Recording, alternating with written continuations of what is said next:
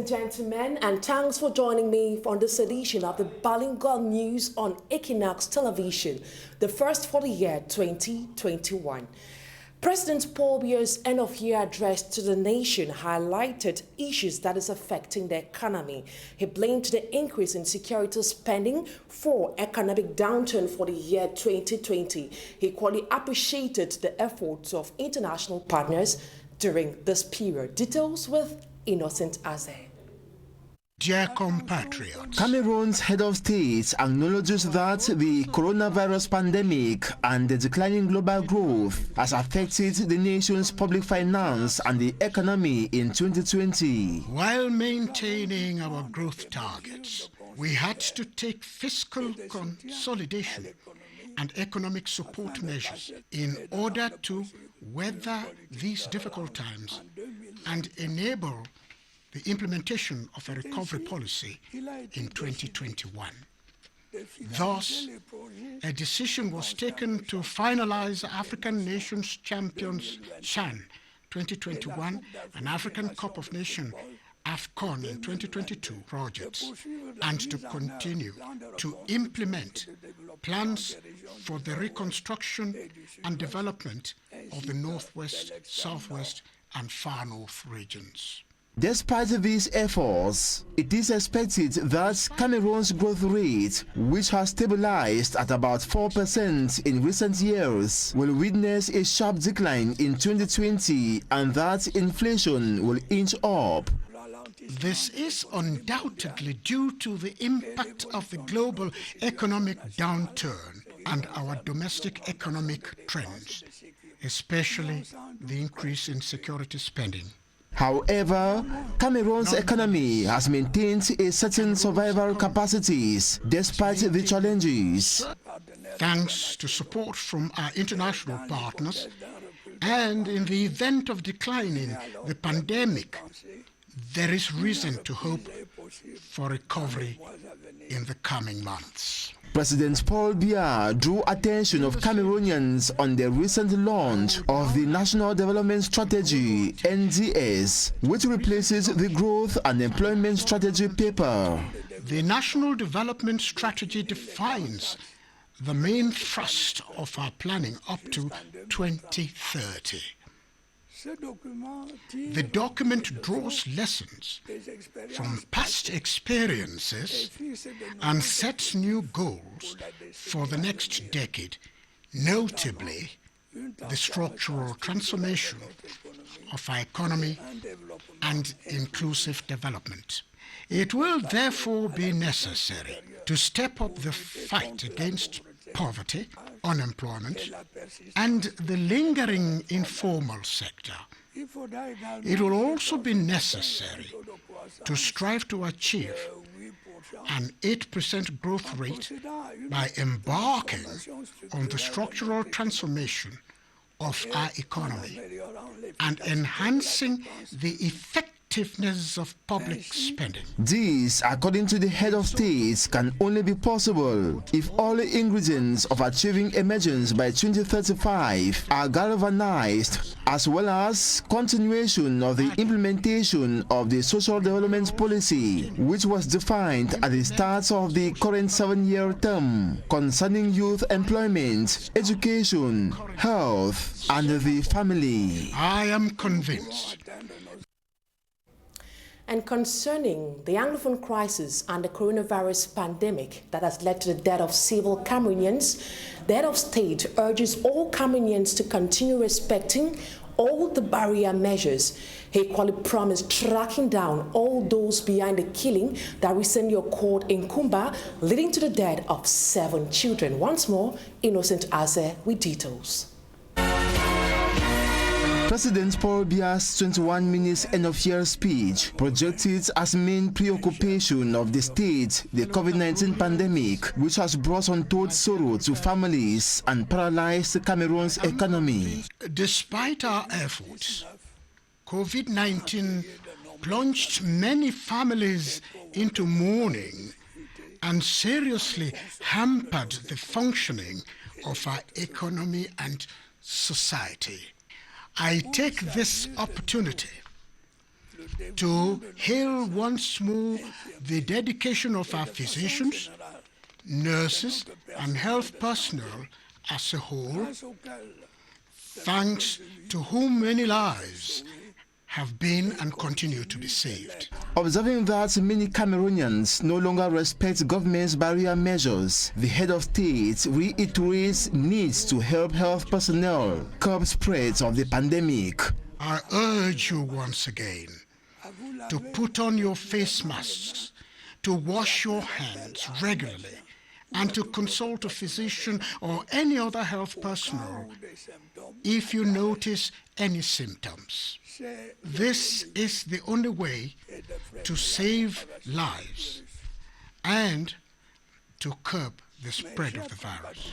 However, this pandemic, according to President Paul Biya, has not prevented Cameroon from maintaining security and peace, strengthening democratic principles, and pursuing economic and socio-cultural development. In recent years, our country has been facing external threats, particularly on our eastern border and in the northern part of our country. The effective vigilance and action of our defense and security forces have significantly reduced the activities of these criminals. This, he says, is not the case in the two English-speaking regions, where separatists continue to cause terror by attacking schools and masterminding capital crimes found on a long list. One of the most heinous of them is that which took place in Kumba recently, resulting in the death of 7 school children, with several others injured. This crime, which is a shock to the human conscience, will not go unpunished. All the perpetrators will be hunted down relentlessly and brought to justice. These so-called secessionists are actually nothing more than murderers and, what is more murderers of innocent children.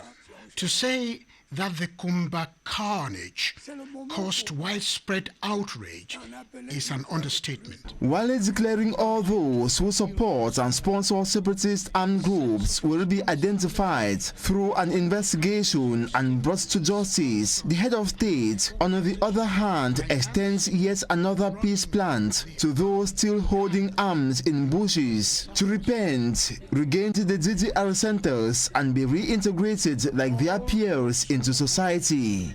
Our government has continued to demonstrate its commitment to openness and dialogue by, for example, releasing many former secessionists and facilitating their reintegration into society. President Paul Biya believes hesitation of the separatists will mean existence of a killer worm in the country's economy. The prevailing insecurity in the northwest and southwest regions has caused untold damage to our economy. I hail the patriotic spirit of those of our fellow citizens in the northwest and southwest regions who are not only increasingly cooperating with the defense and security forces, but are also courageously fighting these armed gangs.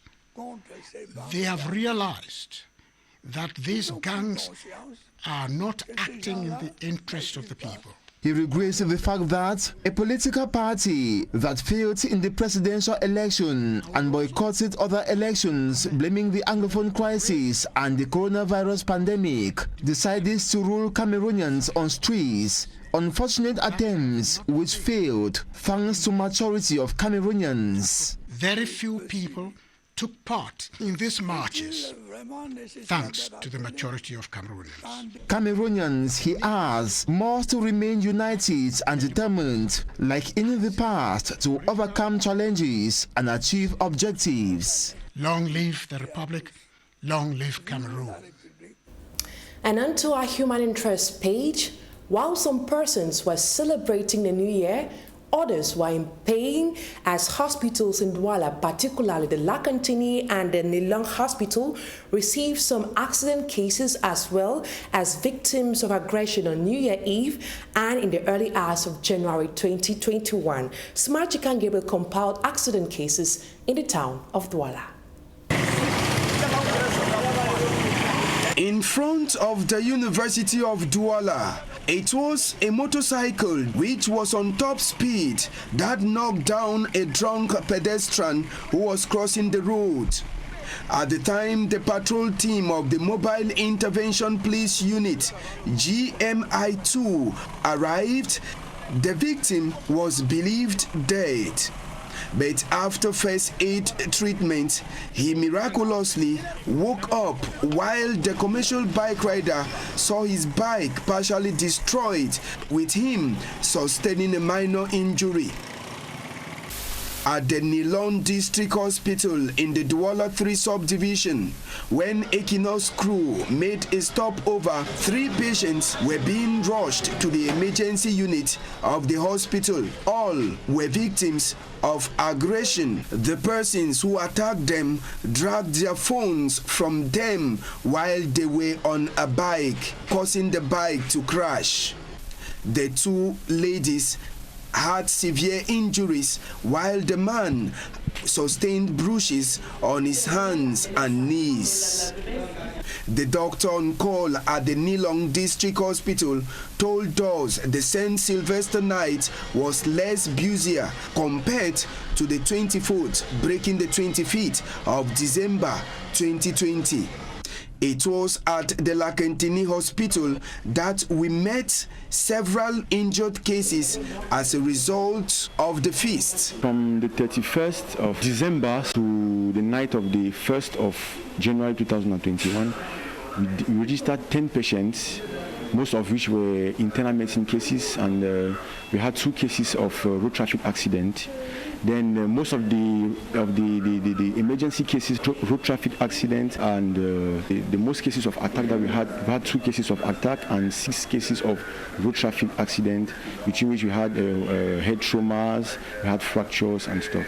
So, but we have not yet registered a case of death due to the excesses from the night of the 31st to the 1st of January. Even though the doctor had 10 cases at hand when we visited the hospital, at the time we were leaving the Lakantini Hospital, more accident cases were brought.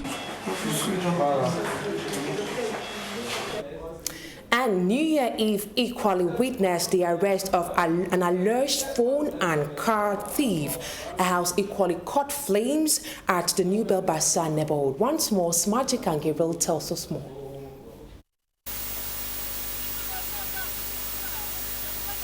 At the Ans Raphael neighborhood in the Douala 5 subdivision, it was an alleged phone thief who was almost killed if not for the intervention of the patrol team of the Mobile Intervention Police Unit, GMI-2, which arrived on time. The boy in question is accused of stealing a cell phone while the owner, a lady, was dancing with her boyfriend. The phone, the lady said, was on a table in the nightclub when the boy came and picked it up. Even when the boy was asked to return the phone, he claimed to be innocent, not until he was beaten by some of the persons who were at the nightclub before he accepted collecting the phone. He was later taken to the 10th District Police Station where he spent his early hours of New Year while investigations were opened.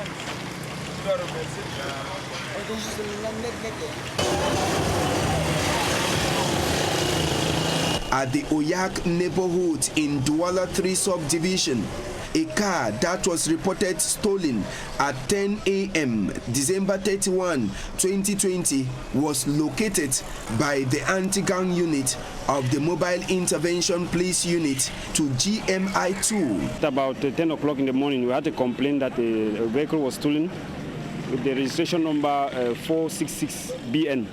So as a result of that complaint, our regional hierarchy gave us the go-ahead to follow up those who were behind the this illegal deal. So at about 2 o'clock, we had a disposition was put in place, and a team was immediately sent to the field to track the suspects. So at about 8 o'clock, we had a call from one of our elements that the 2 suspects came in another car with a driver, getting ready to take the stolen car to an unknown destination. That's how they went into direct fights with our elements, and thank God one of the main suspects was arrested. According to the brother of the owner of the car was stolen at the Bonamusadi market when the owner went for shopping, and immediately they reported to GMI2. A manhunt was launched and all control posts were alerted. 1 out of the 3 alleged car thieves was caught, while 2 others ran away. The elements of the Mobile Intervention Police Unit, GMI2, returned with 2 vehicles to their office. The stolen car and one that the thieves came along to collect the car which they stole and hid in a bush.